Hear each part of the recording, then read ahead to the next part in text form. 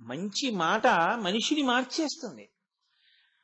మనిషిని మారిస్తే వాడు దేవుడైపోతాడు. మంచి మాట లేకుండా నువ్వు అన్నం పెట్టావు, శరీర బలంతో వాడు చెయ్యకూడని పని చేయడానికి వాడు సిద్ధపడచ్చు. అప్పుడు నువ్వు పెట్టిన అన్నం ఉపకారానికి పనికి రాకపోవచ్చు. కానీ చెప్పిన మంచి మాట మాత్రం తప్పకుండా మంచి కొరకే పనికొస్తుంది. వాడు దుర్మార్గుడై విడిచిపెట్టాడు, నీ దోషమేం లేదు అందులో. కానీ చెప్పగా చెప్పగా చెప్పగా చెప్పగా ఎప్పటికైనా పనికొస్తుంది. రామకృష్ణ పరమహంస ఒక మాట చెప్తుండేవారు. బోధ గురించి చెప్తూ ఆయన అన్నారు, ఒకానొకప్పుడు ఒక దొంగ ఒక రాజుగారి ఇంట్లో కన్నం వేయడానికి వెళ్ళాడు. ఆయన అనుకున్నాడు బాగా చీకటి పడిపోయింది కదా, రాజు రాణి పడుకుంటారనుకుని ఆ గదిలోకి వెళ్ళాడు. రాజుగారు రాణిగారు ఇంకా తెలివిగా ఉండి మాట్లాడుకుంటున్నారు.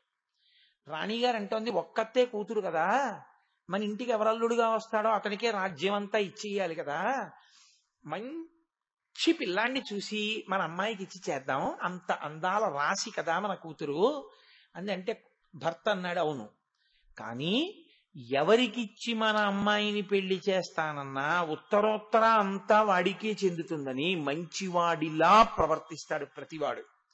కాబట్టి నేనేం చేస్తానో తెలుసా, సర్వసంగ పరిత్యాగం చేసిన వాడు ఉంటాడే అలాంటి వాడిని ఒకడిని చూస్తాను, చూసి పిల్లనిస్తాను. ఆయన ఏదో అన్నాడు మాట వరుసగా ఆ మాట. ఇది ఆ దొంగ విన్నాడు. వాడనుకున్నాడు అని రేపు ఈశ్వరుడికి అటువంటి మంచి పిల్లాడొకడు దొరకాలి అని కోరుకుని మన ఇద్దరం కలిసి గుడికెడదాం నీలకంఠేశ్వరాలయానికి. అలాగే అందావిడ. వీడనుకున్నాడు, ఇప్పుడు నేను ఇక్కడ వజ్రాలు వైడూర్యాలు దొంగిలించడం ఎందుకు, ఈ రాజ్యమే నాదైపోతుంది. రేపు నేను ఏ కోరిక లేని వాళ్ళ ఏదో తెల్లటి బట్టో లేకపోతే ఏ రంగు బట్ట కట్టుకుంటే లోకం ఇంకా ఆయన ఏ హింస చెయ్యడని నమ్ముతుందో అటువంటి బట్ట ఒకటి కట్టుకుని గుడి మెట్ల మీద కూర్చుంటారు.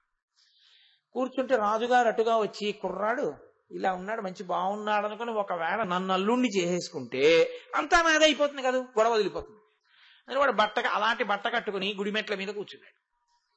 రాజు రాణి అలా వెళ్ళిపోతూ నిజంగా వాడిని చూసి, అబ్బా ఎంత బాగున్నాడో, బలాఢ్యుడు, కండలు తిరిగి ఉన్నాడు, మంచి తేజోవంతుడు, వీడికి పిల్లనిస్తే బాగుంటాడు అని, ఏమాయ్ నీకు పిల్లనిస్తాం, మా అమ్మాయిని చేసుకుంటావా, నేను మహారాజుని. వాడు ఒక్కసారి ఆ బట్ట కట్టుకోగానే వాడు అటువంటి భావనతో అక్కడ కూర్చోగానే వాడికి అనిపించింది, నటన చేద్దామని కూర్చుంటేనే పిల్లనిస్తున్నారే, నిజంగా నేను ఇటువంటి భావనతోనే ఉండిపోతే నేను ఏది పొందుతానో అనుకుని నాకు ఏమీ అక్కర్లేదని వాడు నిజంగా అన్ని విడిచిపెట్టేశాడు. కాబట్టి బోధ ఒక మాట మార్చేస్తుంది మనిషిని. సాధారణంగా వాహనము అనేటటువంటివి, ఆయుధాలు అనేటటువంటివి దేవతలందరికీ ఉంటాయి. వాహనము గమనమునకు వాడబడేటటువంటి సాధనం. అటువంటి వాహనం ఎక్కి వారు కదులుతారు. అయితే మీరు ఇక్కడ ఒక విషయాన్ని కొంచెం జాగ్రత్తగా గమనించవలసి ఉంటుంది. వాహనం లేకపోతే, ఒకవేళ వాహనమును ఆయన ఏ కారణం చేతనైనా అధిరోహించకుండా వెళ్ళవలసి వస్తే ఆయన అటువంటి వేగంతో వెళ్ళలేనివాడా, ఎక్కడికైనా వెళ్ళవలసి వస్తే ఆయన అక్కడికి వెళ్ళలేనివాడా అన్న ప్రశ్న వేస్తే, అసలు ఆయన వెళ్ళడానికి అని వేరే చోటు ఉన్నవాడు కాడు కదండి. నిన్న మీకు కైలాసవాసి అన్న నామం గురించి చెప్తూ నేను చెప్పాను, ఆయన అంతటా వ్యాప్తమై ఉంటాడు అని. అప్పుడు ఆయనకి అసలు వెళ్ళవలసిన అవసరం ఏముంది? అంతటా ఉన్నవాడు ఎక్కడి నుంచి కావాలంటే అక్కడి నుంచే వ్యక్తమవుతాడు. అసలు ఆయనకి వాహనము యొక్క అవసరము లేనే లేదు. యథార్థంగా మాట్లాడేది పోని ఉంచుకున్నాడు. అలా ఉంటుంది వాహనం. అప్పుడప్పుడు దాని మీద ఎక్కి తిరుగుతాడు, మీకేమిటి అభ్యంతరం? విహారమునకు వెళతాడు. ఒక స్థూల రూపంతో పార్వతీ సహితుడై వృషభారూఢుడై ఆయన అసుర సంధ్య వేళలో ఆకాశ మార్గంలో తిరుగుతూ శ్రీశైల పర్వతం మీద దిగుతారు అని ఒక నానుడి. కాబట్టి ఇప్పుడు ఒక వాహనము విహారము కొరకు ఉన్నది, అభ్యంతరం ఏముంది అందులో? లేదు.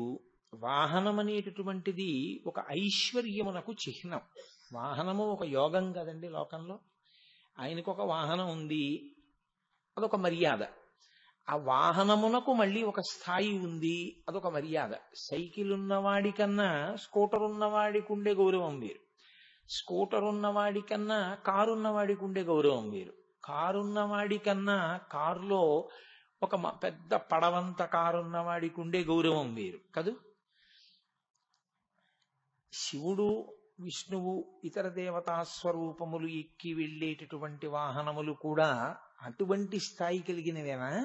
దానికి ఏమైనా ప్రత్యేకత ఉంటుందా అంటే, మనకి మహాభారతం అనుశాసనిక పర్వంలో ఒక విషయాన్ని ప్రస్తావన చేస్తారు. పార్వతీదేవి అడిగింది పరమేశ్వరుణ్ణి, ఇన్ని వాహనములు ఉన్నాయి కదా, నువ్వు దేన్నైనా అధిరోహించచ్చు, నువ్వు ఎందుకు వృషభ వాహనం ఎక్కుతూ ఉంటావు అని అడిగింది ఆవిడ.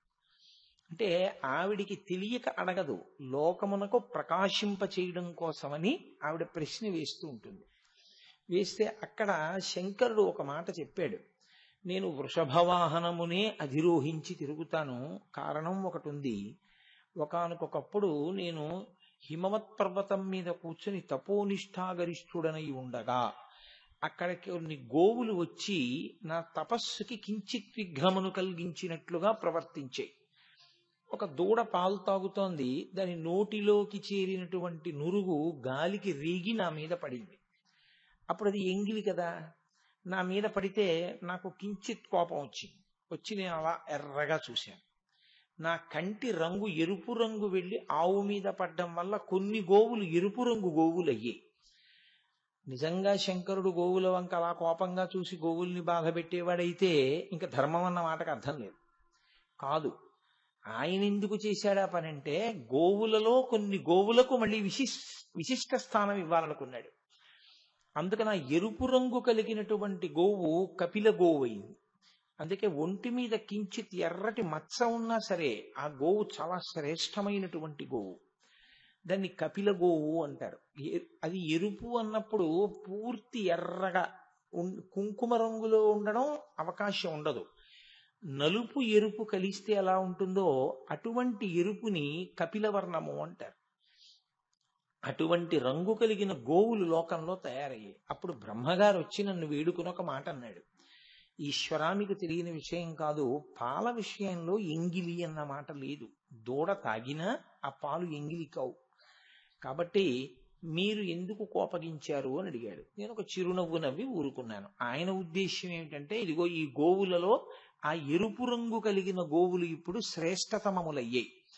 అటువంటి ప్రాణిని మళ్ళీ గోవులలో ఉత్కృష్టతను ఏర్పాటు చేయడం కోసం నేను అలా చూశాను. బ్రహ్మగారు సంతోషించి పరమేశ్వరుడి దగ్గరికి తీసుకొచ్చి ఒక ఎద్దుని బహూకరించాడు. ఆ ఎద్దుని స్వీకరించి ఆనాటి నుంచి ఆ ఎద్దుని నేను రెండుగా వాడుకుంటున్నాను. ఒకటి అదే నా పతాకం మీద ఉంటుంది, ఆ ఎద్దు మీద కూర్చుని నేను ప్రయాణం చేస్తూ ఉంటాను. ఇది బాహ్యంలో ఎద్దు మీద కూర్చుని ఆయన తిరుగుతాడు వరకు బాగుంటుంది. కానీ నిజంగా మన దృష్టితో లౌకికమైన దృష్టికోణంలో ఆలోచించినప్పుడు ఆయన కన్నా వేగవంతమైన సాధనాలు మనకు ఉన్నట్లు అవుతుంది కదండి.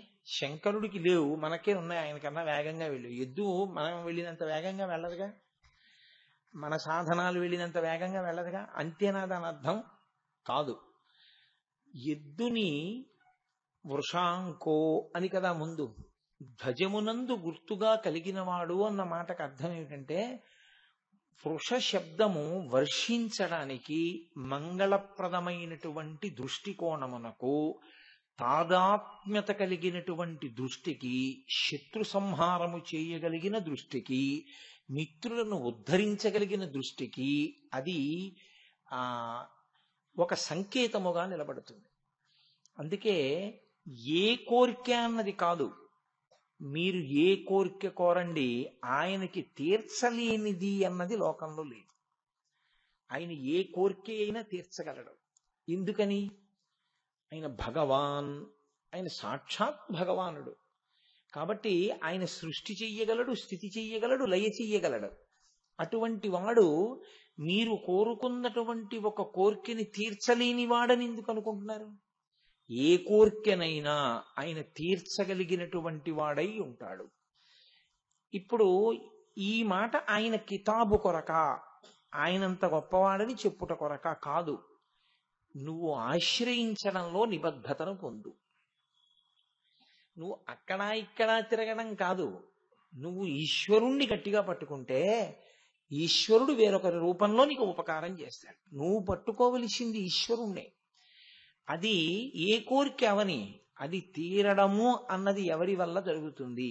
ఒక్క ఈశ్వరుడి వల్లే జరుగుతుంది. అది సాధ్యాసాధ్యములన్న మాట ఏమీ ఉండదు ఆయనకి. ఒకసారి కంచికామకోటి పీఠాధిపత్యం వహించినటువంటి పరమాచార్య స్వామి వారు నిరూపించి చూపించారు. ఆయనకి ఒక అంత్యవాసి ఒకరు ఉండేవారు. ఆయన ఇంకా అసలు ఆయనకి ఈశ్వరుడు కూడా లేడు. ఆయన ఇప్పుడు చంద్రశేఖర చంద్రశేఖర చంద్రశేఖర చంద్రశేఖర అంటుండేవారు. అంత భక్తి పరమాచార్య స్వామి వారంటే. ఆయన బాగా పెద్దవారు అయిపోయారు. పరమాచార్య స్వామి వారు కాదు, ఆయన అంతేవాసి. పెద్దవారై పరమాచార్య స్వామి వారు కూడా పెద్దవారు అయిపోయారు. అప్పటికి పెద్దవారు అయిపోయి ఆయన సహస్ర చంద్ర దర్శనోత్సవం లాంటి ఉత్సవం ఒకటి చేసుకుంటున్నారు. వయస్సు ఒక స్థితిని దాటిన తరువాత చేసుకునే ఉత్సవాన్ని. అది చేసుకునేటప్పుడు ఏమైందంటే ఎలా చేసుకోవాలి, ఏ ఏ కార్యాలు చెయ్యాలి, ఇవన్నీ కాగితం మీద ఇలా ఇలా చేసుకోండి అని వ్రాసి ఇచ్చినది పరమాచార్య స్వామి. అలాగే చేయించుకుంటున్నారు ఆయన. చేయించుకుంటుండగా అకస్మాత్తుగా రెండవ రోజు మరి భార్య గారు కోమాలోకి వెళ్ళిపోయారు. ఆవిడ మధుమేహంతో బాధపడుతున్నటువంటి వ్యక్తి. నాకు జ్ఞాపకం ఉన్నంత వరకు నేను ఇప్పుడు చదివినటువంటి విషయాలు. ఆవిడ కోమాలోకి వెళ్ళిపోయారు. వెళ్ళిపోతే ఇప్పుడు తండ్రి గారి ఉత్సవం ఎలా పూర్తవుతుంది? కష్టం కదా. కాబట్టి కొడుకు చెన్నై నుంచి విమానంలో బయలుదేరి హైదరాబాద్ వచ్చాడు. హైదరాబాద్ పక్కన ఏదో ఒక చిన్న పల్లెటూరులో అప్పటికి ఆయన సంచారం చేస్తున్నారు పరమాచార్య స్వామి. అక్కడ ఉన్నారు. అతను ఒక కారులో తెల్లవారుజాము వేళటికి అక్కడికి చేరుకున్నాడు. పరమాచార్య స్వామి వారు విశ్రాంతిలో ఉన్నారు. ఉండమన్నారు శిష్యులు. తెల్లవారుజాము సమయంలో 3:30-4 మధ్యలో వారు లేచి దర్శనం ఇచ్చారు. ఏమైందని అడిగారు. ఇలా ఇలా జరిగింది, అమ్మ కోమాలోకి వెళ్ళిపోయింది, నేను మీ అనుగ్రహం కోసం వచ్చాను. అమ్మ లేకపోతే ఇప్పుడు ఉత్సవం జరగదు కదా, మీరే అనుగ్రహించాలి. ఖచ్చితంగా 4:30 అయింది తెల్లవారుజామున సమయం. పరమాచార్య స్వామి ఒక్కసారి పద్మాసనం వేసుకుని ధ్యానం చేశారు. ధ్యానం చేసి కొంచెం పంచదార తీసి పొట్లం కట్టించి, నువ్వు వెళ్ళిది మీ అమ్మగారి నోట్లో వెయ్యి, మీ అమ్మగారు బతుకుతారన్నారు. అంటే ఆయన అన్నారు, నేను వెళ్ళే వరకు అమ్మ ఉంటుందా ఈ పంచదార వేయడానికి అన్నారు. ఉంటారు మీ అమ్మగారు. నువ్వు ఎలా పెడతావు చెన్నై అంటే? హైదరాబాద్లో 7:30కి విమానం ఉంది, కానీ అందుతుంది అని నాకు నమ్మకం లేదు. ఎందుకంటే నేను వెళ్ళలేను హైదరాబాదు 7:30 అయ్యేటప్పటికి, విమానం వెళ్ళిపోతుంది అప్పటికన్నారు. పరమాచార్య స్వామి ఒక్కసారి కళ్ళు మూసుకుని తెరిచన్నారు, వెళ్ళదు విమానం, నువ్వు వెళ్ళు అన్నారు. సరే, గురువుగారి మీద నమ్మకంతో ఆయన కారు వేసుకెళ్ళిపోయారు. వెళ్ళిపోతే విమానాశ్రయంలోకి వెళ్ళి అడిగితే విచిత్రం ఏమిటంటే ఏదో కారణం వల్ల విమానం ఆలస్యంగా ఉండిపోయింది, అక్కడ వెళ్ళలేదు అది. పైగా టికెట్లు ఖాళీగా ఉన్నాయి, ఇంకా విమానం నిండలేదన్నారు. ఆయన ఇది గురువుగారి ఆశీర్వచన బలమే అని చెప్పి టికెట్ కొనుక్కొని విమానంలో కూర్చున్నారు. అది చెన్నై వెళ్ళిపోయింది. ఈయన పరుగు పరుగున అమ్మగారి దగ్గరికి వెళ్ళారు. డాక్టర్లు అన్నారు, చాలా ఆశ్చర్యం, ఈవిడ కోమాలోకి వెళ్ళిపోయిందని మేము అనుకున్నాం, ఈవిడ ఖచ్చితంగా తెల్లవారుజామున 4:30 తెలివి వచ్చింది, ఈవిడికి ఎలా వచ్చిందో అన్నారు. వెంటనే ఆ పిల్లాడు ఆ పంచదారను నోట్లో వేశాడు. ఆవిడ చక్కగా మాట్లాడాడు. ఒక్కసారి ఆ పిల్లాడు జ్ఞాపకం తెచ్చుకున్నాడు, 4:30కి అమ్మకి తెలివి వచ్చింది, 4:30కి ఏదో అయింది అని. అతను గుర్తు చేసుకుంటే 4:30కే పరమాచార్య స్వామి వారు ధ్యానం చేశారు. ఖచ్చితంగా ఏడాది పోయిన తర్వాత ఈ ఉత్సవాలన్నీ అయిపోయిన తర్వాత ఈ పిల్లవాడు మళ్ళీ పరమాచార్య స్వామి వారి దగ్గరికి వెళ్ళాడు. అమ్మగారు వెళ్ళిపోయారు కదా అని అడిగారు. మీ అమ్మగారికి ఆయుర్దాయం 1 ఏడాది క్రితమే అయిపోయింది, ఆవిడ వెళ్ళిపోవాలి. నేను కామాక్షి అమ్మవారిని ప్రార్థన చేశాను, ఇంకొక ఏడాది ఇమ్మని. అమ్మవారు అనుగ్రహించి 1 ఏడాది ఇచ్చింది. అందుకని మీ అమ్మగారు వెళ్ళిపోయారు. ఉత్సవాలు పూర్తయిపోయాయిగా, ఆవిడ ఉన్నత లోకాలకు వెళ్ళిపోయింది, బెంగ పెట్టుకోకండి అని చెప్పారు. అంటే ఇప్పుడు నాకు చెప్పండి, పరమేశ్వరుణ్ణి నమ్మినటువంటి వాడి ప్రార్థనకి పరమేశ్వరుడు ఏదైనా ఇవ్వగలడంలో మీకేమైనా అనుమానం ఉందా? ఆయన ఏదైనా ఇవ్వగలడు. ఆయుర్దాయంతో పాటు దేనినైనా ఇవ్వగలడు. కానీ మీకు పూనిక ఉండాలి. సాధారణంగా ఇబ్బంది అంతా ఎక్కడొస్తుందో తెలుసా అండి? ఈశ్వరుణ్ణి వదిలి మనం వెళ్ళిపోతాం. మీరిక్కడ ఈశ్వరుణ్ణి వదిలి వెళ్ళిపోవడమే మీ కోరిక తీరకపోవడానికి కారణం. మీరు ఈశ్వరుణ్ణి వదలకుండా ఉంటే ఖచ్చితంగా రక్షిస్తాడు. మనం ఏం చేస్తామంటే భగవంతుణ్ణి విడిచిపెట్టేసి మనం వెళ్ళిపోతాం. వెళ్ళిపోయి మన స్వప్రయత్నం ఏదో మనం మొదలు పెడతాం, పోతుంది ఈశ్వరానుగ్రహం. అది గురువు యొక్క అనుగ్రహాన్ని, భగవంతుని యొక్క అనుగ్రహాన్ని వదిలిపెట్టేసుకుని మీరు వెళ్ళిపోయారనుకోండి, ఇక మిమ్మల్ని అనుగ్రహించడానికి ఏమీ ఉండదు, ఇంకా మిమ్మల్ని రక్షించే శక్తి ప్రపంచంలో ఏమి ఉండదు.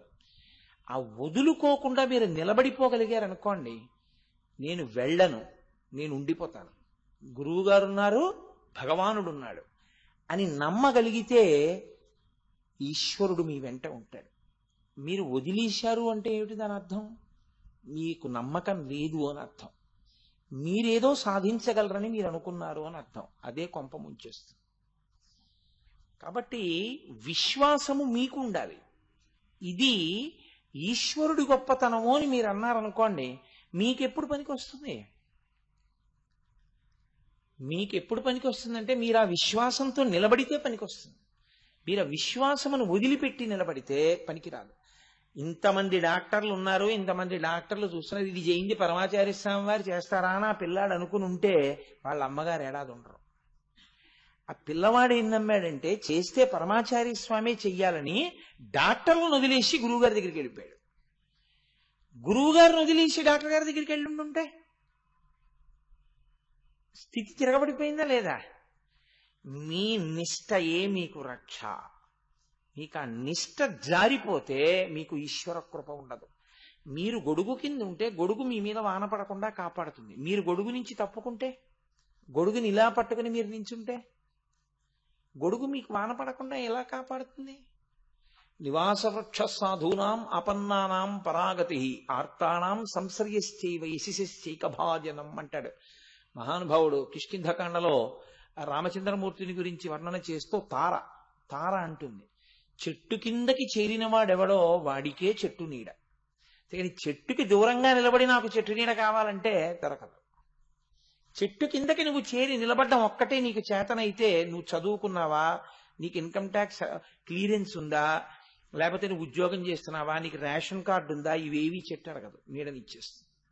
నువ్వు చెట్టు నీడని విడిచిపెట్టకూడదు, చెట్టు మూలాన్ని నువ్వు విడిచిపెట్టకూడదు. విడిచిపెట్టావో నువ్వు ఎండలకే పెడతావు. కాబట్టి ఈశ్వరుడు సమస్తమైన కోర్కెలను తీర్చగలడు, పాక్షికం. ఈశ్వరుడు సమస్తమైన కోర్కెలను తీర్చగలడన్న విశ్వాసముని యందు నిలుపుకోవడం పూర్ణత్వం. అప్పుడు పూర్తవుతుంది. ఇప్పుడు మీరు ఒకటి గమనించండి, నాకు ఆకలిగా ఉంది, మా అమ్మగారు అన్నీ ఉండి అక్కడ పెట్టారు, తీరుతుందా? నేను తినాలి దాన్ని. నేను తినకుండా ఎలా తీరుతుంది? ఇంట్లో మంచినీళ్లు ఉన్నాయి, నాకు దాహం ఉంది, ఎప్పుడు తీరుతుంది? నేను నీళ్లు తాగితే తీరుతుంది. ఈశ్వరుడు ఉన్నాడు కరుణించడానికి, మీరున్నారు ఆర్తితో, మీ ఆర్తి ఎప్పుడు తీరుతుంది? మీరు ఈశ్వరుణ్ణి నమ్మి నిలబడగలిగితే. ఆ నమ్మకం అన్న మాటకి అగ్ని పరీక్ష ఏమిటో తెలుసా అండి? అన్నీ వదిలి ఈశ్వరుణ్ణి పట్టుకోగలగాలి. అది ఈశ్వరుణ్ణి నిమిత్తంగా పట్టుకుని మిగిలిన వాటిని పెద్ద చేశారనుకోండి దొరకదు. ఉత్తర చూడండి, పరీక్షిత్ కడుపులో ఉండగా గర్భం మీదకి ఆగ్నేయాస్త్రం పడింది. మామగారులు 5గురు అక్కడ ఉన్నారు, వాళ్ళని అడగలేదు, ధర్మరాజుని, భీముణ్ణి, అర్జునుణ్ణి, నకులు, సహదేవుణ్ణి. వీళ్ళైనా సాయం చేస్తే కృష్ణుడి వల్ల చెయ్యాలి.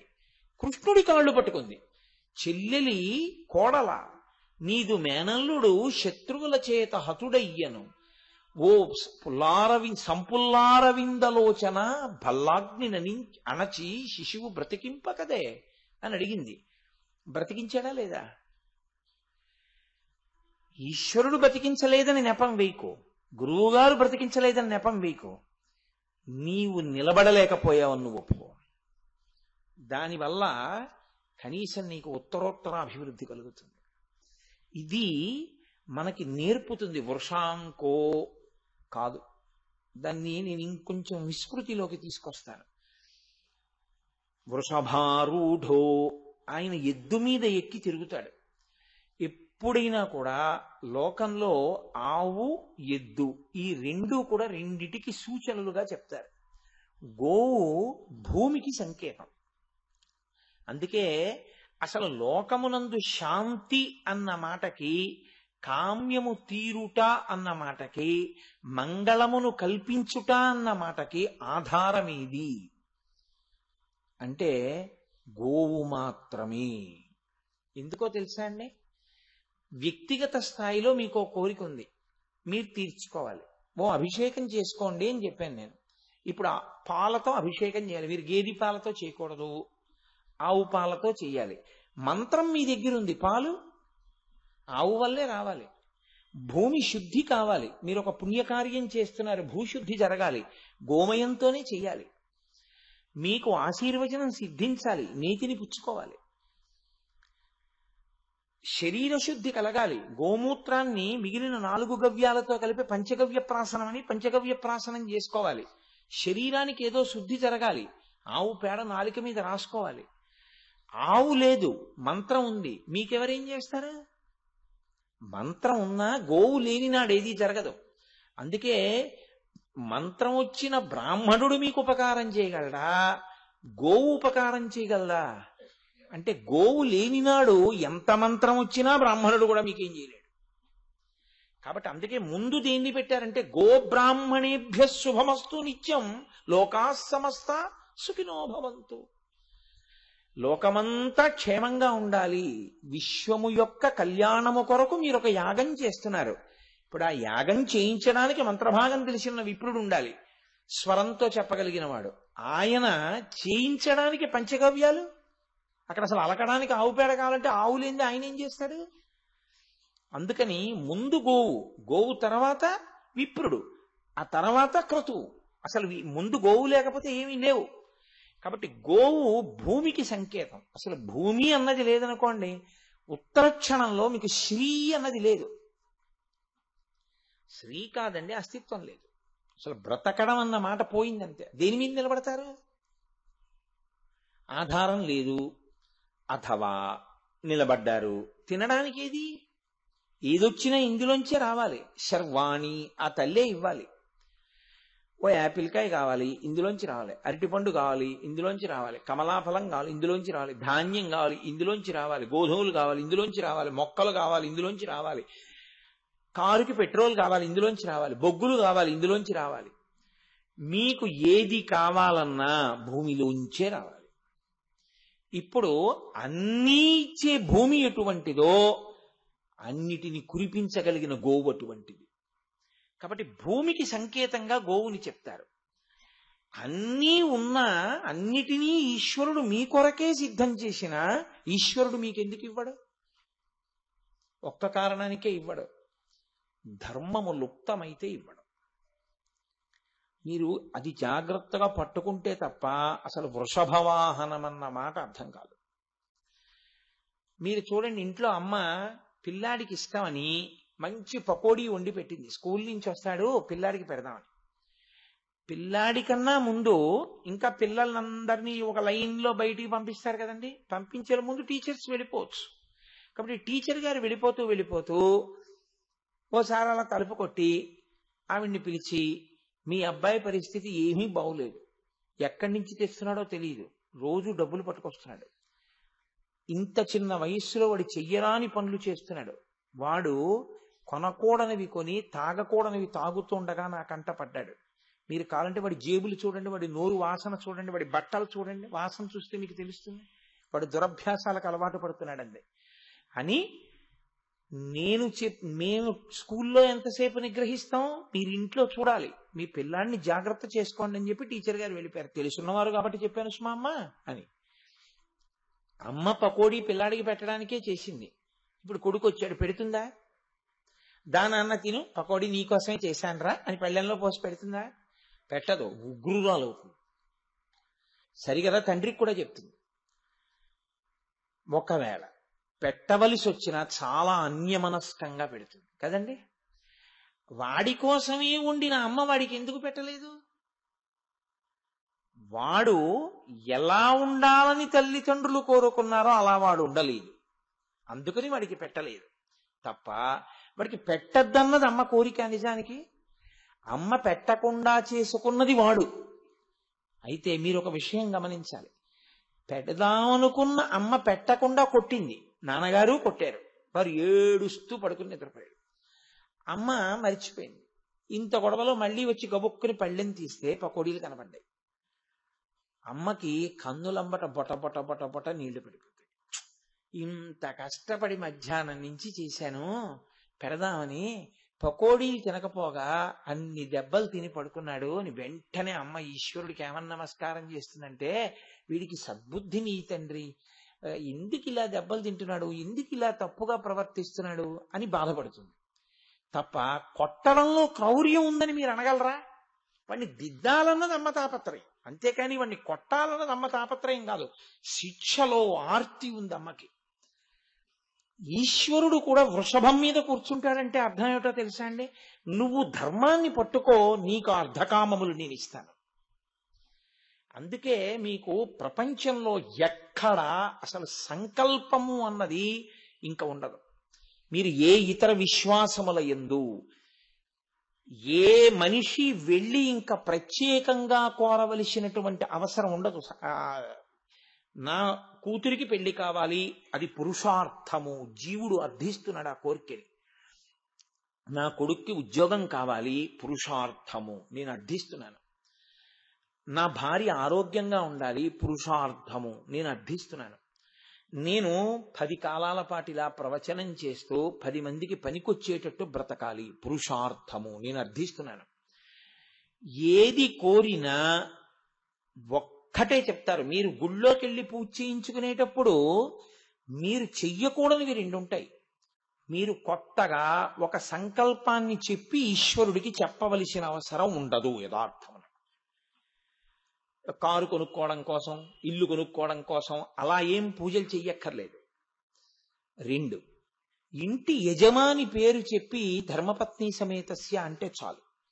మీ పేరు, మీ ఆవిడ పేరు, మీ అబ్బాయి పేరు, కోడలి పేరు, మనవల పేర్లు, మీ ఆఫీస్ పేరు, మీ కంపెనీ పేరు, మీ కుక్క పేరు అన్నీ ఈశ్వరుడికి చెప్పక్కర్లేదు. ఎందుచేత అంటే ఋషులు అలా నిబద్ధం చేశారు, అంత అందంగా దాన్ని తీసుకొచ్చారు. నా కొడుకు అందరూ బాగుండాలని అనుకున్నాడు అనుకోండి, మా ఇంట్లో అందరం బాగుండాలి అని అనుకున్నాడు అనుకోండి, నా పేరు మీద చేయించాలి పూజ. ఎవరి పేరు మీద చేయించమంటారు అని అడిగారు అనుకోండి, ఆత్రేయ గోత్రస్య కోటేశ్వర శర్మనామధేయస్య అని చేయండి, అంతే. నా పేరు చెప్పండి, మా చెల్లెలి పేరు చెప్పండి అని అడగక్కర్లేదు. ఎందుకో తెలుసా అండి? కోటేశ్వర శర్మనామధేయస్య ధర్మపత్ని సమేతస్య సకుటుంబస్య సపరివారస్య, నా కుటుంబం అంతా అందులోకి వచ్చేసింది. సపరివారస్య, అసలు నా పరివారం కూడా అందులోకి వచ్చేసారు, మళ్ళీ ఎందుకు పేరు చెప్తావు? అంటే ఋషుల కన్నా నీకు తెలుసనా? లేకపోతే నీవు కోరుకున్నది ఈశ్వరుడు తెలుసుకోలేడనా? నీ వాళ్ళు ఆయనకి తెలియదనా? దేనికి చెప్తున్నావు నువ్వు? అసలు అలా చెప్పక్కర్లేదు. అర్చకులు కూడా అడగక్కర్లేదు. అలా చెప్పినా అక్కర్లేదమ్మా అని చెప్పాలి వాళ్ళు. కాబట్టి ధర్మపత్ని సమేతస్య, ఇప్పుడు మీరు ఏ కోరికతో వచ్చారు అని మిమ్మల్ని అడగక్కర్లేదు ఎవరు. ఎప్పుడు చెప్పినా ఒకటే, ధర్మార్థ కామమోక్ష చతుర్విధ పురుషార్థ ఫల సిద్ధ్యర్థం. ఇంకా ఏమైనా పోని ఇంకా కోరిక ఉండిపోతే మనోవాంఛాఫల సిద్ధ్యర్థం అంతే. అసలు అది కూడా అనవసరం అంటాను. ఇంకా ఒక్కటంటే బాగుంటుంది, ఈశ్వర పాదారవిందేన అచంచల భక్తి సిద్ధ్యర్థం. అది మంచి మాట. ధర్మ అర్థ కామ మోక్ష చతుర్విధ పురుషార్థ ఫల సిద్ధ్యర్థం. మొట్టమొదట తీసుకొచ్చి ఏం పెట్టారు? ధర్మం. చివరేం పెట్టారు? మోక్షం. చివర చెప్పిన దాన్ని పొందడానికి మొదటిది నువ్వు పట్టుకోవడం నీకు వచ్చా. అది పట్టుకోవడం రానంతసేపు అసలు చివరి దాని పేరు నువ్వు ఎత్తకు. చివరి దాన్ని పొందాలని నువ్వు ఎందుకు అనుకుంటావు?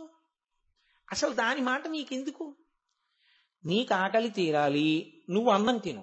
ఎంతసేపు తింటావు? కడుపు నిండే వరకు తిను. కడుపు నిండింది ఊరుకో. అంతేగాని ఎంత తింటే కడుపు నిండుతుంది, ఇది ఒకటి తింటే నిండుతుందా, అది తింటే నిండుతుందా, అది వృధా తర్కం. నువ్వు తినడం మొదలుపెట్టు, కడుపు నిండిపోతుంది. చివరిది వచ్చేస్తుంది ఎప్పుడు? మొదటి దాంతో మధ్య 2 ముడి. ప్రాధాన్యత క్రమాన్ని చెప్పింది. చివరిది పొందవలసింది కాబట్టి పక్కన పెట్టేసేయండి. ఇంకా మిగిలినవి 3. 3టిలో రెండే మీ మనసులో ఎప్పుడు ద్యోతకమవుతుంటాయి, అర్థము కామము. ఈ రెండే కదండి. ఈ అర్ధకామములు ఎప్పుడు ఎలా పొందాలో, ఎలా ఖర్చు పెట్టాలో, మనకి ముడి దేంతో పడాలో చెప్తుంది. ఇది పరిశీలనము. దీనికి ఎవ్వరి సాక్షి ఉండదు, మీకు మీరే సాక్షి. ఎందుకో తెలుసా అండి, అనుశాసనిక పర్వం చెప్తూ పార్వతీదేవి ధర్మముల గురించి నాకు చెప్పు అని అడిగింది పరమశివుణ్ణి. ఆయన ఆ ధర్మం గురించి చెప్తూనే ధర్మం పట్టు ఎక్కడొదిలేస్తే ఉత్తర జన్మల్లో ఎలా బాధిస్తుందో చెప్తాడు. అది ఏమవుతుందంటే మనం వదిలేసినప్పుడు బాగుంటుంది, అది అనుభవంలోకి వచ్చినప్పుడు భయంకరంగా ఉంటుంది. కాబట్టి అలా చెయ్యవద్దు. ధర్మాన్ని నువ్వు పట్టుకో, అర్థాన్ని ధర్మంతో ముడి, కామాన్ని ధర్మంతో ముడి. నువ్వు పొందేటప్పుడు, పొందడము అంటే ఏదో అర్థము ఎప్పుడూ భద్రత కొరకును భావనతో చేస్తూ ఉంటారు. ఏది చెయ్యాలన్నా ఓ 4 రూపాయలు ఉండాలి కదండి. ఒక విషయాన్ని మీరు బాగా జ్ఞాపకం పెట్టుకోవాలి, మీ ఆర్జన యొక్క విధానమేమి దాన్ని ఈశ్వరుడు దృష్టిలోకి తీసుకుంటాడు. ఎందుకంటే మీరు అందుకే గోదానం చేసేటప్పుడు ఏం చెప్తారో తెలుసా అండి, నీ దగ్గర ఇంకో రకం డబ్బున్న దాంతో గోవుని కొని దానం చేయదని చెప్తారు. అంతకన్నా దురన్యాయం ఇంకోట్లేదు. నీ కష్టార్జితంతో గోవుని కొనాలి. లేకపోతే శిష్యులు ఇవ్వచ్చు, కొడుకు కొనివ్వచ్చు. అంతేకాని అన్యాయమార్జితమన్న మాట అసలు శాస్త్రంలో లేదు. అలా చేయకూడదు. అలా చేశావు అప్పుడు నీ ఏమవుతుందో తెలిసింటే అర్థమనర్థం భావయ నిత్యం. ఈశ్వరుడు ఏం చేశాడంటే దాన్ని ఎలా కదపాలో కూడా చూస్తాడు. ఇప్పుడు దాని మించి అది కష్టరూపంలో బయటికి పెడితే బాధపడిపోతావు. కాబట్టి అర్థం సంపాదించడంలో ధర్మం ఉండాలి, వ్యయమునందు ధర్మం ఉండాలి. ఉంది కదా అని అపాత్రదానం చేయకూడదు, దేనికి పడితే దానికి ఖర్చు పెట్టకూడదు. పాత్రత ఎరిగి దానం చేయాలి. అందుకే దానం చేసేటప్పుడు దగ్గర పెట్టుకోవలసింది కొడుకుని, సంప్రదించవలసింది గురువుని. ఎందుకో తెలుసా అండి, ధర్మము తనతో ఆగిపోకూడదు. ధర్మము అనుసృతంగా నడవాలి, వెడుతూ ఉండాలి. ధర్మము ఎంత ప్రవహిస్తుందో ఇల్లు అంత వృద్ధిలో ఉంటుంది. నేను మీకు ఒక్కటే చెప్తాను, బాగా జ్ఞాపకం పెట్టుకోండి విషయం. మీ ఇంటి శాంతియే మీరు కోరుకున్నది. అంతే. మీరు 10 కోట్లున్నాయి, పక్షవాతంతో ఉన్నాడు, ఏమిటి నాకు చెప్పండి ఆనందం? కాదు. చక్కగా భార్య వండింది కడుపు నిండా తింటాడు, కడుపులో జరిగే వరకు ఈశ్వరుడి సేవ చేస్తాడు. ఎవరి గురించి ఆలోచించినా వాళ్ళు వృద్ధిలోకి రావాలని కోరుకుంటాడు. ఎవ్వరి మీద కక్ష పట్టుకోడు. వాడి మీద కక్ష పట్టాడా, వాడిని వదిలేసుకున్నాడా, వాడి కర్మ. ఆవిడేం చేస్తాడు, వాడిని ఉద్ధరించేవాడి లోకంలో ఉండడం. తాను మాత్రం ఆర్జన యందు ధర్మం, ఖర్చు యందు ధర్మం. ఇది కొడుక్కి ఎలా తెలుస్తుంది రేపు పొద్దున్న? అందుకే ధర్మకార్యం చేసేటప్పుడు కొడుకు పక్కన ఉండాలి. ధర్మం చేసేటప్పుడు ధర్మం చెయ్యండి, ధర్మం చెయ్యండి అంటుంటారు మన వాళ్ళు. చూడండి, బాబు ధర్మం చేయండి బాబు అంటుంటారు యాచకులు. బాబు ధర్మం చేయండి బాబు అన్న మాటకు అర్థం ఏమిటో తెలుసా అండి? వాళ్ళు అడుగుతున్నది నిజానికి మిమ్మల్ని ధర్మం చేయమని వాడెందుకు చెప్పడం? వాడేమన్నా మీకు ఆచార్యుడా? ధర్మం చేయండి బాబు అంటే వాడి ఉద్దేశ్యం ఏంటంటే, ఏమో గతంలో ఒకడికి పెట్టక ఇలా అయిపోయాను, దాచుకుని పాడైపోయాను, మీరు ఉన్నది ఇప్పుడు ఇచ్చుకోండి. ఎప్పుడూ ఇచ్చే చెయ్యి అవుతుంది కాదు. ఇచ్చేటప్పుడు ఇవ్వడం కోసమని పనికిమాలిన మార్గాల్లో తేకండి, కట్టి కుడుపుతుంది. కాబట్టి ధార్మికంగా తెచ్చి ధార్మికంగా ఇవ్వండి, మీరు వృద్ధిలోకి వస్తారు అని మీకు బోధ చేయడానికి ధర్మం చేయండి బాబు అంటారు. మన వాళ్ళు ఏది చేసినా అంత గంభీరంగా పెడతారు విషయాన్ని. కాబట్టి కేవలం ఇచ్చేయడం గొప్ప కాదు, నువ్వు ఎలా తెచ్చావన్నది కూడా లక్ష్యంలోకి వస్తుంది. అందుకే పరమాచార్య స్వామి వారు ధార్మిక నిష్ఠ అంటే అద్భుతమైన నిష్ఠ అయింది. ఒకానొకప్పుడు ఆయన ఎప్పుడూ ఒక్కళ్ళ దగ్గర అధిక మొత్తాలు తీసుకునేవారు కాదు, బాగా తెలిస్తే తప్ప కుటుంబం. ఆయన ఏదో ఒక సత్కార్యం చెయ్యాలి అని సంకల్పం చేశారు. పరమాచార్య సంకల్పం చేస్తే దానికి ఎదురా అది కామాక్షి సంకల్పం. ఒక వ్యక్తి వచ్చి ఓ 3 లక్షలు 4 లక్షలు అక్కడ పెట్టాడు. స్వామి మీరు ఇది చెయ్యాలనుకుంటున్నారట, మీరు ఈ ద్రవ్యం స్వీకరించండి. ఆయన ఇలా ఒకసారి ఆ డబ్బు వంక చూసి, అలా ఒకసారి ఆ వ్యక్తి వంక చూసి, అక్కడే ఉన్నటువంటి ఒక సద్బ్రాహ్మణుణ్ణి పిలిచి ఇలాగా సత్యదండంతో ఇలా తోసి నువ్వు తీసుకో అన్నాడు. ఆయన తీసుకున్నాడు. తీసుకుని సంతోషంగా అబ్బా 3 లక్షలు భలే అనుకోకుండా ఇచ్చారే అనుకున్నాడు. ఆయన అన్నారు, బ్రాహ్మణుడు తృప్తితో కదూ బతకాలి, బ్రాహ్మణుడు డబ్బు కోసం వెంపర్లాడకూడదు కదూ అన్నారు. అవును స్వామి, వెంపర్లాడకూడదు.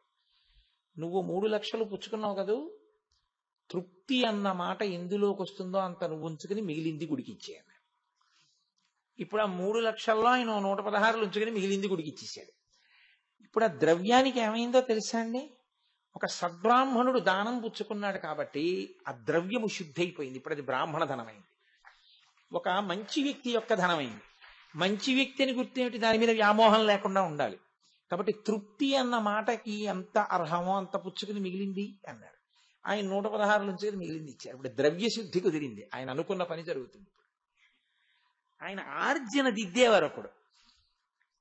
అది అందుకని ఒక మంచి పని చేసేటప్పుడు గురువు గారిని సంప్రదించి చెయ్యండి అంటారు.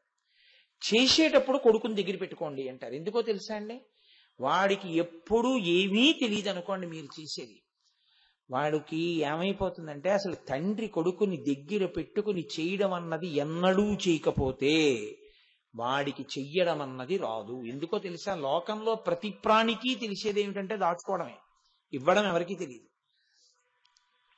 ధర్మము చెయ్యడము అంటే తండ్రి కొడుక్కి చెప్తాడు, కష్టపడి ఇదిగో ఇది సంపాదించాను. నిన్న నేను ఈ లోపలికి వస్తుంటే నాగబాబు గారు నన్ను అక్కడ ఆపి, చూడండి ఈవిడ 1000 రూపాయలు ఇస్తారట గుడికి, గురువు గారు వచ్చాక తీసుకుంటానని నేను తీసుకోలేదన్నారు. ఏమి ఎందుకు తీసుకోలేదన్నాను. ఆవిడ పెద్దవారు, కొడుకులు ఎక్కడో ఉన్నారట. ఆవిడ ఎప్పటి నుంచో దాచుకున్నటువంటి 10 రూపాయలు 20 రూపాయలు చుట్ట చుట్టి వృద్ధాప్యంలో ఆసరా కోసమని ఆవిడ ఎంతో కష్టపడి దాచుకున్నటువంటి డబ్బు ఎప్పటి నుంచి దాచుకుంటోందో ఆ తల్లి, ఒక 1000 రూపాయలు ఆవిడ దాచుకోగలిగింది జీవితంలో. ఆవిడ ఆ 1000 రూపాయలు నన్ను కాపాడవు, శివుడు నన్ను కాపాడతాడు అని నిర్ణయానికి వచ్చి ఆ 1000 రూపాయలు శివాలయానికి ఇచ్చేశారు. నేనన్నా, అమ్మ మీకు ఎవరైనా ఉన్నారా మిమ్మల్ని చూడ్డానికి అన్నాను. అంటే ఎక్కడో కొడుకులు ఉన్నారండి అన్నారు. అంటే ఆయన అన్నారు, మరి మీకు కాలో చెయ్యో వంగితే అవసరం ఉండదా ఈ 1000 రూపాయలు? ఆవిడ అన్నారు, శివుడు ఉన్నాడు నువ్వున్నావు. నేను తెల్లబోయి అబ్బా ఏమి ధృతి అనుకుని మీ ద్వారా పుచ్చుకుందామని ఆగానండి అన్నాడు. నేను తీసుకుని నేనన్నాను, అమ్మా ఈశ్వర దృష్టిలో నేను మీకు ఈ సమయమునందు కొడుకునగుదునుగాక, మీ కొడుకుగా ఈ ద్రవ్యాన్ని ఇస్తున్నాను, నా తల్లి అభ్యున్నతి కొరకు మిమ్మల్ని అమ్మగా భావన చేసి ఇస్తున్నానమ్మా అని ఇచ్చి వచ్చేసాను. కాబట్టి దానము ఇప్పుడు ఒక 100 కోట్లు ఇస్తే ఎంత పుణ్యం వస్తుందో ఆవిడ ఖాతాలో అంతా పడిపోతుంది. ఎందుకో తెలుసా అండి? ఆవిడ ఎన్నేళ్ల నుంచి దాస్తే అయిందో ఆ 1000 రూపాయలు. ఆవిడ ఆ 1000 రూపాయలని తృణప్రాయంగా శివుడు ఉన్నాడు నన్ను చూడ్డానికి అని ఇచ్చేశారంతే ఆవిడ. అరే ఏమి ధృతి అంటే అది. కాబట్టి మీరు జాగ్రత్తగా గమనించండి. అర్థం కామం, కోరిక మనసు చెప్పకుండా ఉండదు, ఎప్పుడూ దిక్కుమాలిన కోరిక చెప్తూనే ఉంటుంది. దానికి ఏముందంటే నదర, దీనికి నదరగా కనపడ్డవన్నీ నావైతే బాగుంటుంది. నువ్వు తిరస్కరించగలగాలి. నోర్మోయ్, నువ్వు అలా అడగడం ఏంటి? ఎటువంటి శరీరంలో ఉన్నావు? మనుష్య శరీరంలో ఉండి అదే నువ్వు కోరవలసిందే.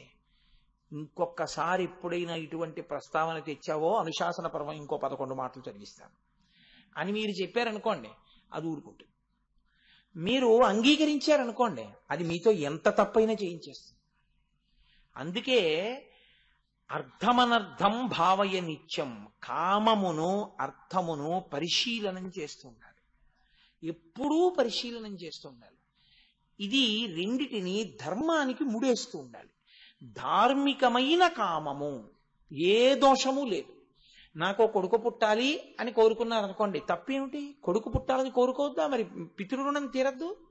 నా భార్యా బిడ్డలు కడుపు నిండా అన్నం తినడానికి కావలసినంత ద్రవ్యం కావాలి, ఏమీ తప్పులేదు. నేను కొద్దిగా దాన ధర్మాలు చేసుకోవడానికి నాకు ద్రవ్యం కావాలి, ఏమీ తప్పులేదు.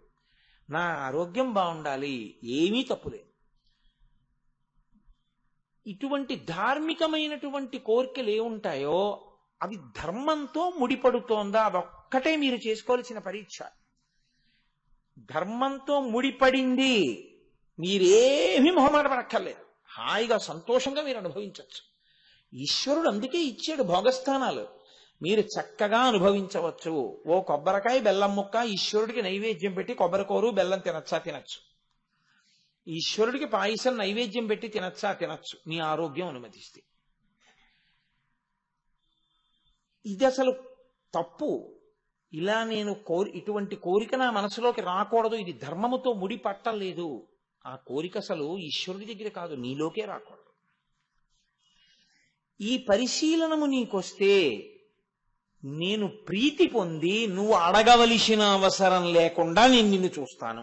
ఇది ఆయన వృషభమునెక్కి తిరగడం, అది ధర్మము మీద ఎక్కి తిరగడం.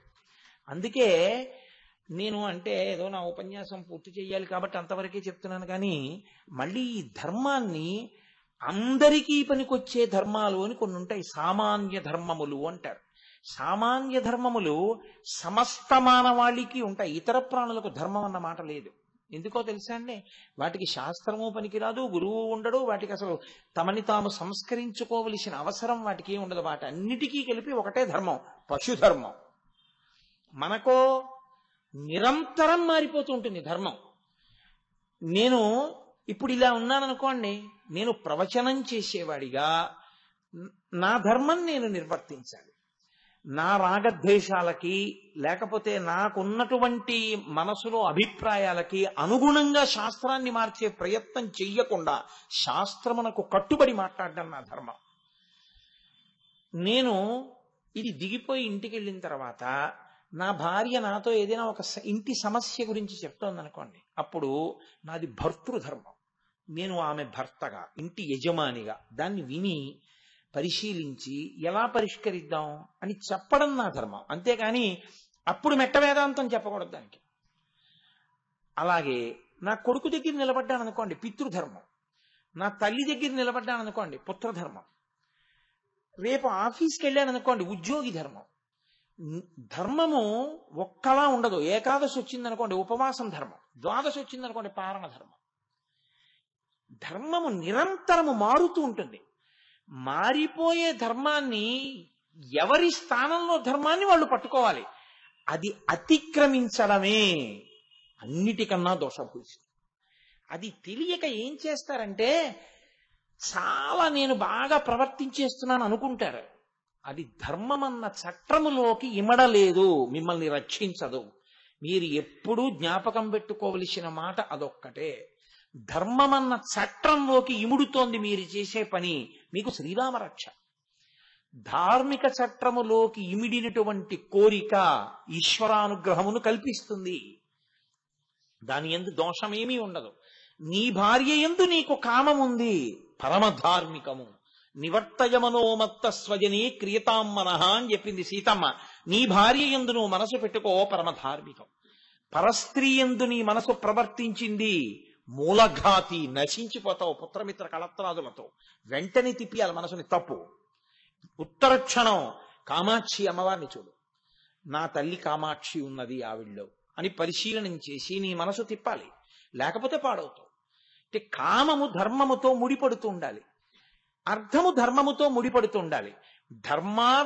అర్ధకామములు ధర్మముతో ముడిపడిపోతే నీ ప్రయత్నం లేకుండా సిద్ధించేది మోక్షమే. అన్నం తింటే కడుపు నిండినట్టు, నీళ్లు తాగితే దాహం తీరినట్టు ఈశ్వరుడు ఏం చేస్తాడంటే, ఇదే భక్తితో కూడిన కర్మాచరణము అని పేరు.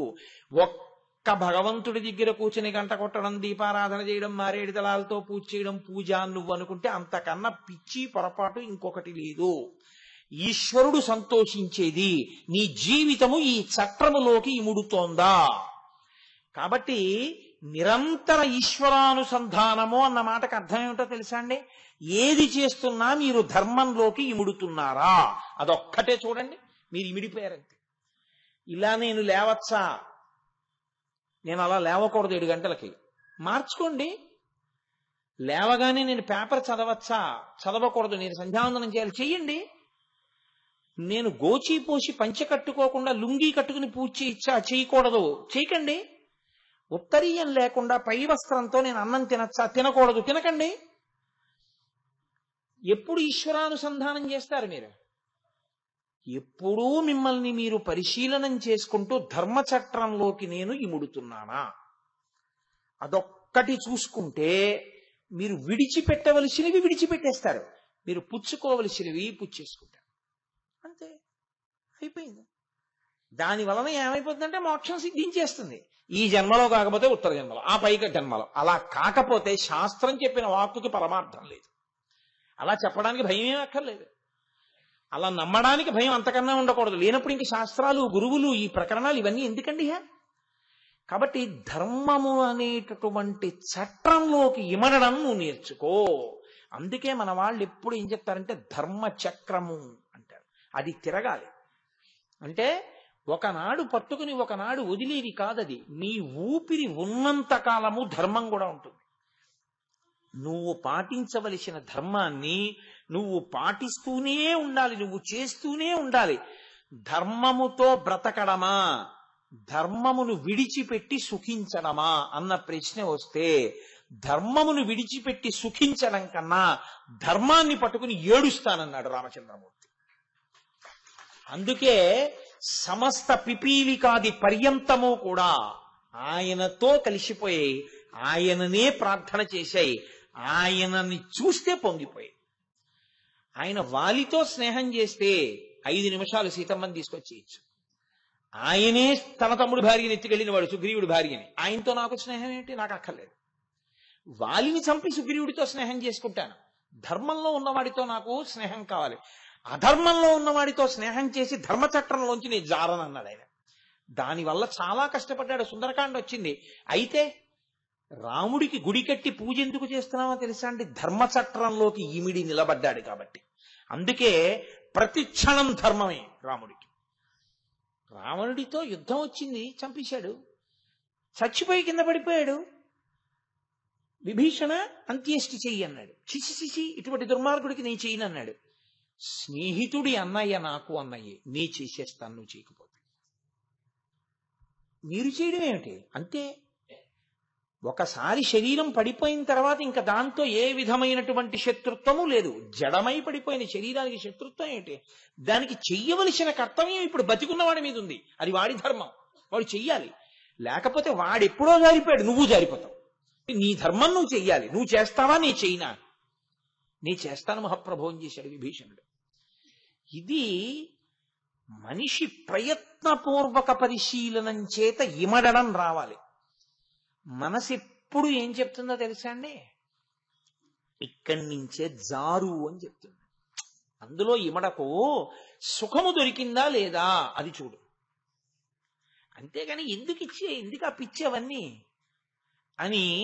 మీరు చూడండి, లోకంలో ఒక మాట ఉంటుంది, if you want to hang a dog call it in another name అని ఇంగ్లీష్లో ఒక ప్రొవెర్బ్. కుక్క చాలా మంచి విశ్వసనీయమైన జంతువు, అత్యంత ప్రేమతో ఉంటుంది.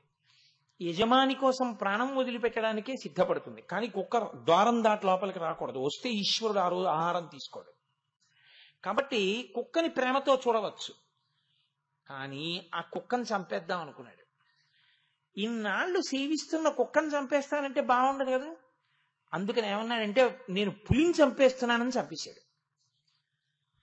అది పులండి, అయ్యి బాబోయ్ అంటూ చంపేశాడు.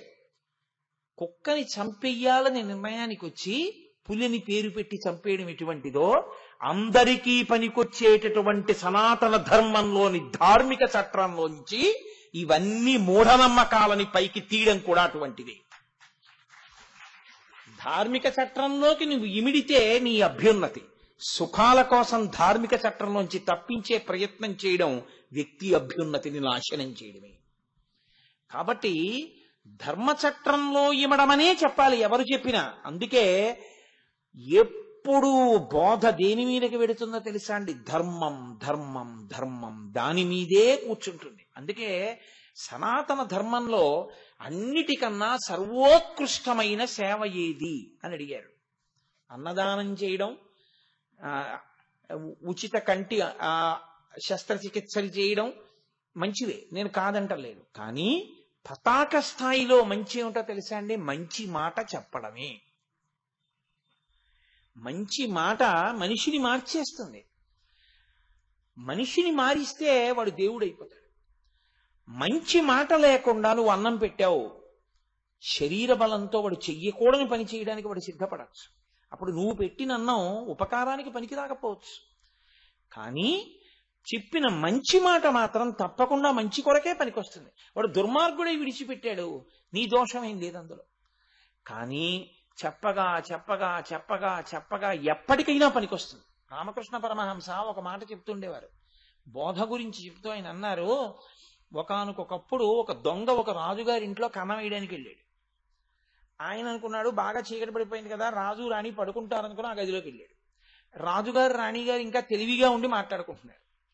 రాణిగారు అంటోంది, ఒక్కతే కూతురు కదా, మన ఇంటికి ఎవరల్లుడుగా వస్తాడో అతనికే రాజ్యం అంతా ఇచ్చేయాలి కదా, మంచి పిల్లాన్ని చూసి మన అమ్మాయికి ఇచ్చి చేద్దాం, అంత అందాల రాశి కదా మన కూతురు అని అంటే భర్త అన్నాడు, అవును, కానీ ఎవరికిచ్చి మన అమ్మాయిని పెళ్లి చేస్తానన్నా ఉత్తరోత్తర అంతా వాడికే చెందుతుందని మంచివాడిలా ప్రవర్తిస్తాడు ప్రతివాడు.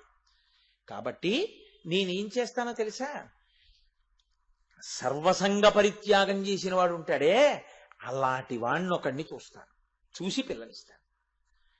ఆయన ఏదో అన్నాడు మాట వరుసగా ఆ మాట, ఇది ఆ దొంగ విన్నాడు. వాడనుకున్నాడు అని రేపు ఈశ్వరుడికి అటువంటి మంచి పిల్లాడొకడు దొరకాలి అని కోరుకుని మన ఇద్దరం కలిసి గుడికెడదాం నీలకంఠేశ్వరాలయానికి. అలాగే అందావిడ.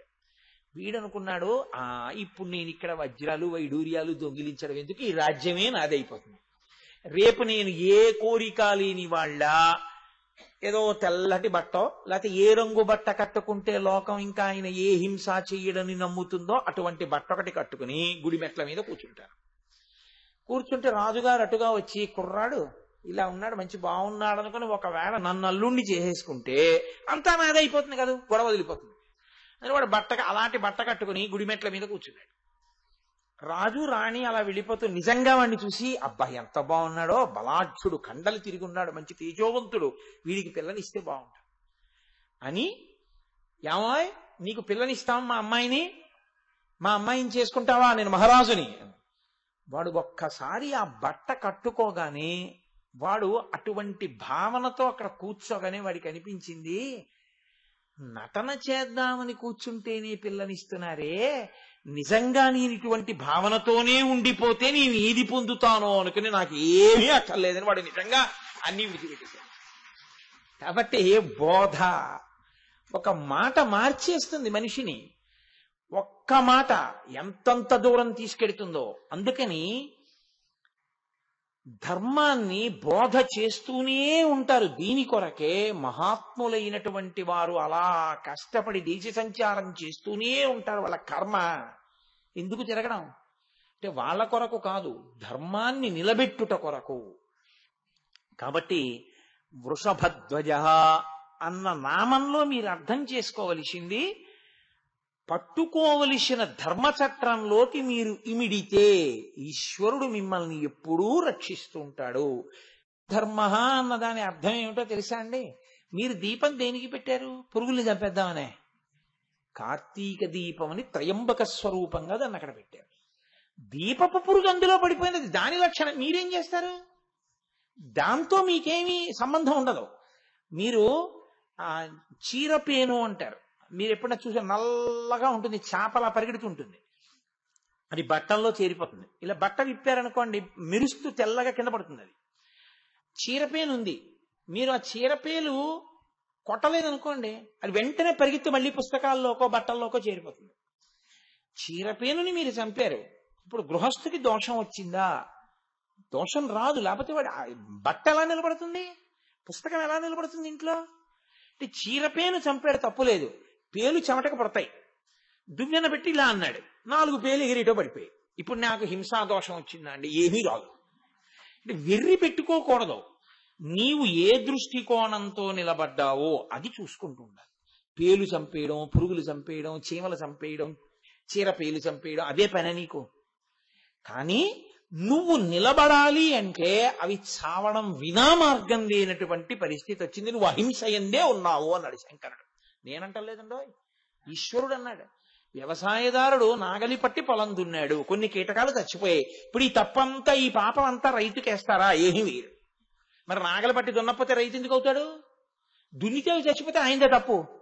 ఆయన తప్పు కాదు, అంతే. అది సృష్టి ధర్మం అది. కాబట్టి అది హింసలోకి రాదు, అది అహింస. దీనికి పెడర్థం చెప్పి అహింస అన్నదాన్ని అర్థం లేని స్థితికి తీసుకెళ్లారనుకోండి, అసలు జీవితాలకు అర్థం లేకుండా పోతుంది. చాలా కష్టం. అందుకే వేదం ఎలా చెప్పిందో అలా అర్థం చేసుకోవాలి ఏ విషయాన్నైనా. కాబట్టి అహింసా పరమో ధర్మ. ఇవి సామాన్య ధర్మములు అంటారు. సామాన్య ధర్మములు సమస్త ప్రాణికోటికి చెందుతాయి. ప్రాణికోటి అంటే ప్రత్యేకించి మనుష్య జాతికి చెందుతాయి. ఇవి అందరికీ తెలిసి ఉండాలి, అందరూ వాటిని పాటించాలి. ఇక వ్యక్తిగతంగా ఎవరి ధర్మం వాళ్ళకు ఉంటుంది. భర్తృధర్మం, భార్యాధర్మం ఇలా ఉంటాయి. స్కాందం అనుకుంటాను, స్కాందంలో బ్రహ్మోత్తర ఖండంలో అనుకుంటా, నాకు జ్ఞాపకం ఉన్నంత వరకు బ్రహ్మోత్తర ఖండమే. ఒక విషయం చెప్తుంటారు. ఒక రాజుకి 2 భార్యలు. 2 భార్యలు మంచి పుణ్యచరితలు, ఎప్పుడూ ఈశ్వరారాధన చేసేవారు. భర్త గారు కూడా అటువంటి వాడే. ఒక భార్య తాను చేసే ముందు భర్తకి వచ్చి నమస్కారం చేసి నేను మొదలు పెట్టనా అని అడిగేది, మొదలుపెట్టు. ఇంకొక ఆవిడ అన్నీ ఆయనకి చెప్పడం ఎందుకు, ఆవిడే చేసుకుపోతుండేది. అనుకోకుండా ముగ్గురు ఒక్కసారి మరణించారు. రాజుకి చెప్పి పుణ్యకార్యం చేసే భార్య కైలాసానికి వెళ్ళారు. అదే పుణ్యకార్యం చేసి భర్తకి చెప్పకుండా చేసే అలవాటున్న భార్య నరకలోకానికి వెళ్ళింది. యమధర్మరాజు గారు జుట్టు పట్టుకున్నాడు. ఆవిడ వలవల ఏడ్చింది. ఆవిడ ఏం చేసిందో నేను అదే చేశాను, ఇంకో మాటకు వస్తూ ఇంకో పావలో ఎక్కువ ఖర్చు పెట్టాను. అదేంటి నన్ను ఇక్కడికి తీసుకొచ్చారండి. నీకో ధర్మం అంటూ ఒకటి ఉంది, చట్రంలో ఇమడవా నువ్వు చేసిన పని. Answer any 5 of the following అని అడిగారు. ఆ ఇచ్చిన 8 5 నువ్వు రాయాలి. ఇంతకన్నా మంచి ప్రశ్నలు వదిలేశారు ఏంటండి? అవి రాస్తానన్నావు, ఫెయిల్ చేస్తారు.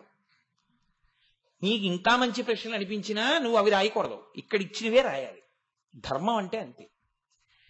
మీ భర్తకి నమస్కరించి ఆయన అనుమతితో చెయ్యి పూర్ణం అవుతుందని చెప్పాడు. అంతే, అలాగే చెయ్యాలి. నువ్వేం చేశావు? అలా ఎప్పుడు చేయలేదు, నువ్వే చేశావు. నువ్వే చేసింది ధర్మం అన్న చట్టంలోకి ఇప్పుడు రాలేదు. నువ్వు అడగలేదు, చెప్పలేదు, నమస్కరించలేదు. ఈ అతి స్వతంత్రత ధర్మ చట్టంలోకి ఇమడలేదు. కాబట్టి నువ్వు చేసినవి 0. 1 × 2 × 3 × 4 × 5 × 6 × 7 × 8 అంటున్నాను అనుకోండి, అబ్బాయి ఎన్ని రూపాయలు ఇస్తాడో అనుకుంటారు. చివర 0 అన్నాను అనుకోండి, ఎంత వస్తే మాత్రం × 0 = 0. అలా ఎన్ని చేసినా ధర్మచట్రంలోకి ఇమడకపోతే 0. కాబట్టి ధర్మచట్రంలోకి ఇముడుతోందా అది మీరు చూసుకుంటూ ఉండాలి. మా ఆఫీస్ ఒకటి ఉంటుంది. మా ఆఫీస్లో ఓ కాగితం వస్తే, ఏదో నేను చూసే కాగితం అయితే నా పై అధికారి ఏం చేస్తాడు, నా పేరు రాసి ఈ పేపర్ ఆన్సర్ చేయండి అని నాకు పంపిస్తారు. నేనేం చేస్తాను, నేను ఆ పేపర్కి ఒక ఆన్సర్ రాసి ఒక రిప్లై లెటర్ తయారు చేసి దాన్ని, ఆయనకేం తెలుసు, ఆయన నన్ను కదా తయారు చేయమన్నాడు. ఇప్పుడు ఆయన చెప్పడం ఎందుకు, నేను కింద పెట్టేస్తే సరిపోతుంది సంతకం, నేను పెట్టేసి పంపించేస్తానా?